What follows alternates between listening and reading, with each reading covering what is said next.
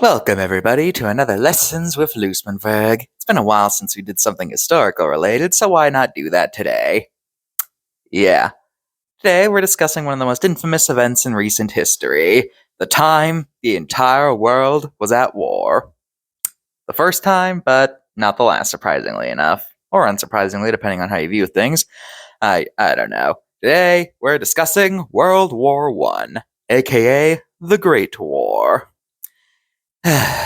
This was a war that lasted for 4 years, from 1914 to 1918, and today we'll be looking at this huge war, and its causes, how it was fought, and of course how it ended.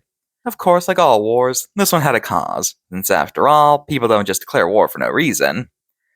There was a lot of stuff going on in Europe during the 1900s that caused a lot of countries to become mad at each other, but what's often considered the straw that broke the camel's back was when Franz Ferdinand, Archduke of Austria-Hungary, they used to be ruled by the same people, was assassinated. As you can imagine, this made Austria-Hungary very angry, and they pointed fingers to Serbia due to how the group that assassinated Ferdinand had ties to a Serbian group. Well, allegedly. It's actually a pretty big debate if Serbia really had anything to do with the assassination or not, but anyways, Austria-Hungary declared war on Serbia on July 28, 1914, and the allies of the two countries joined them to defend each other. Germany backed Austria-Hungary and Russia backing Serbia. But after some invasions, basically the entire continent got involved. But it didn't stop there. You see, a lot of countries thought Germany was getting kinda power hungry during this war, so plenty of non-European countries got involved to stop them. In fact, despite not being the ones to start the war, Germany quickly became seen as the guys who needed to be stopped the most by the world. Now, for most of the war, the United States sided out, but then Germany sunk the boat, the Lusitania, which ended up convincing the Americans to eventually join in as well. Wow, what a setup. Any wonder why it was called the Great War? Basically, half the world was involved. Anyway, now that we got the story going, let's talk about how the war was fought. You know, like what weapons and technology were available, things like that. The most famous aspect of World War I fights were the trenches. You see, because of how much bullets were flying everywhere, people in the war avoided them by digging trenches in the dirt to protect themselves. This led to a large period of time where nobody was making any progress in battle, since if anyone got out of the trenches, bam! Shot dead. Because nobody could leave or make any progress, the area between trenches was referred to as no man's land, since, well, no man could go there without getting shot. Because nobody could leave, people had to remain in the trenches, but these were horrible places. Mud everywhere, so it was very cold, and just the general atmosphere. Many soldiers developed a condition called trench foot, which caused their skin to fall off. And as you can imagine, having exposed flesh and mud is not a great combination, so many soldiers started to lose it, and some straight up snapped, which is a condition known as being shell-shocked. Yeah, fun. However, eventually trench warfare got solved after Britain invented a fancy new armored vehicle capable of fighting back and could take bullets, aka the tank. Speaking of weapons, what was used to fight? Well, as usual, you had guns and bombs, but those have been used for a long time, so that's hardly a surprise. And as I mentioned, tanks just got invented. But there was also a lot of chemical warfare going in, like how mustard gas was a common sight, but they had plenty of other deadly gases designed to kill or torture you, which necessitated gas masks. And since planes had recently been invented, they were used in combat, including using them to drop bombs, or they would equip them with guns. You know, dogfighting, that's what it's called. And of course, you had the battle set out to sea on boats. Yeah, there was a lot of deadly stuff to play with during the war. While the exact number of deaths is still debated, it was still very high. Some estimates place it close to 40 million deaths during this war.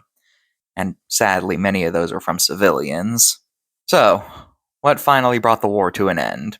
Well, it all ended when all the involved countries officially signed an armistice to end combat. An armistice basically agrees you won't fight anymore, but it's not officially considered a end of the war, since at any moment you could just strike back after the alleged time wears off. And this agreement was signed on November 11th, 1918, or as they say, the 11th hour of the 11th day of the 11th month. And in 1919, the Treaty of Versailles was signed, which made it official that the war was over. Though since battle ended in 1918, that's considered to be the end of the war. So, war's over. What happens now? Well, first off, since then, November 11th has been considered a holiday in the US, with it being known as Veterans Day since 1954, a holiday dedicated to celebrating those who serve in armed forces. This war also led to the US having a massive economic boom, which lasted all throughout the 20s, before the 30s happened, but that's a story for another day. Though, sadly, the war hit Europe's economy pretty hard since they got pretty messed up during that time. A lot of events happened during this time. Russia, during this time, officially started its revolution to overthrow their monarchy to become a communist society. Austria and Hungary split up. Allied occupation of the Ottoman Empire planted the seeds to what would lead to it getting dissolved in 1922. And then there's Germany. Due to how power hungry they got during the war, Germany ended up receiving most of the blame for the war. So they got many, many consequences for it.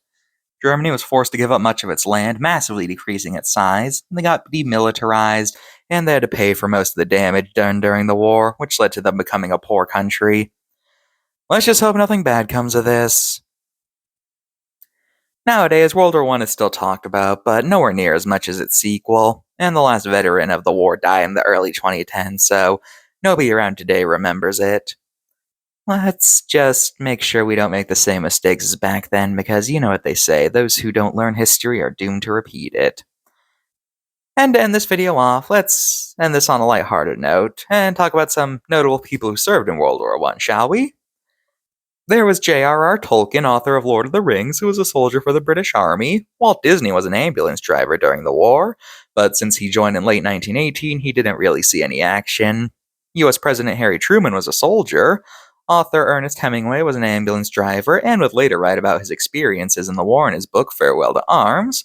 Famous physicist Erwin Schrödinger was a soldier for Austria-Hungary, and plenty more. Yeah, I hope you enjoyed our little history lesson. And remember, kids, don't murder foreign royalty or you could cause an international incident.